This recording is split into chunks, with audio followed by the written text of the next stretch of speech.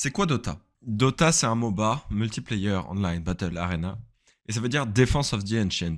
L'Ancient, l'ancien, enfin il n'y a pas de nom en français réellement, c'est les bases qui se trouvent aux extrémités de la carte et qui appartiennent à chaque équipe. Le but de chaque partie, c'est d'aller détruire l'Ancient adverse. Pour ça, il faut faire devenir son héros plus fort ou aider ses coéquipiers.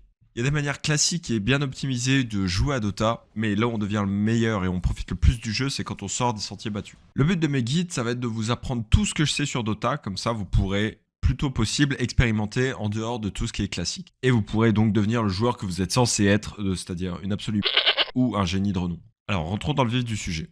Quasiment tous les héros du jeu ont du mana. Et c'est ça qui va vous permettre d'utiliser vos compétences. Donc il est donc bien important de gérer son utilisation. Il existe 5 rôles allant de P1 à P5. P1 étant celui qui récupère le plus de ressources sur la map. Et P5 le moins. Nous avons donc P1 carry, P2 mid, P3 offlane, P4 support et P5 hard support. Le hard support est celui qui va jouer avec le carry et le support est celui qui va jouer avec le offlane. Si vous êtes dans le rôle de carry en safe lane, mid ou offlane, votre objectif sera de ne pas mourir et d'accumuler des ressources le plus possible, principalement en tuant des creeps de lane ou des creeps dans les camps de jungle. Pour info, un creep c'est ça. Pour avoir de l'expérience et l'or d'un creep ennemi, vous devez lui apporter le coup fatal, c'est-à-dire un last hit. Attention, dans Dota, votre adversaire peut également last hit un creep et donc faire en sorte que vous n'empochez pas la prime. Ça s'appelle un deny.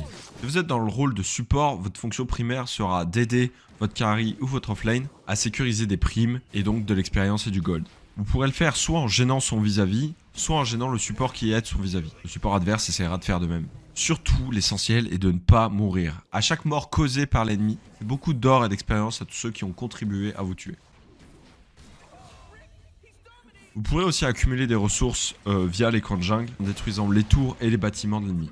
Pour les tours et les bâtiments, attention, les principes de last hit et de deny s'appliquent aussi. Au fur et à mesure que la partie évolue, l'important sera de prendre l'ascendant sur l'ennemi en gagnant des fights et en lui imposant de rester au spawn. Vous aurez alors plus d'espace pour détruire ses bâtiments et progresser vers la destruction de son enchant. Il y a énormément de stratégies possibles, celles-ci varient en fonction des items que vous achetez, des objectifs neutres disponibles, de vos héros tout simplement ou du déroulé de la partie. Je vais vous expliquer tout ce que je connais sur Dota dans une série de guides afin que vous puissiez découvrir ou vous perfectionner en revoyant les bases et au mieux sur l'équipe adverse. Vous allez certainement souffrir pendant des centaines d'heures, tout comme moi, mais Dota est le jeu le plus complexe, gratifiant et satisfaisant qu'il est donné de jouer en multijoueur aujourd'hui. Alors dites adieu à toute vie sociale, toute bonne humeur et toute hygiène de vie et embarquez avec moi pour découvrir ce jeu incroyable. L'épisode 1 des guides est déjà disponible, il parle de la carte et de tout ce qui se trouve dessus. Et les autres guides vont bientôt sortir pour vous expliquer tout le reste. D'ici là, abonnez-vous pour rien louper et à très bientôt. Ou à plus. Ou ciao. Ou un truc comme ça.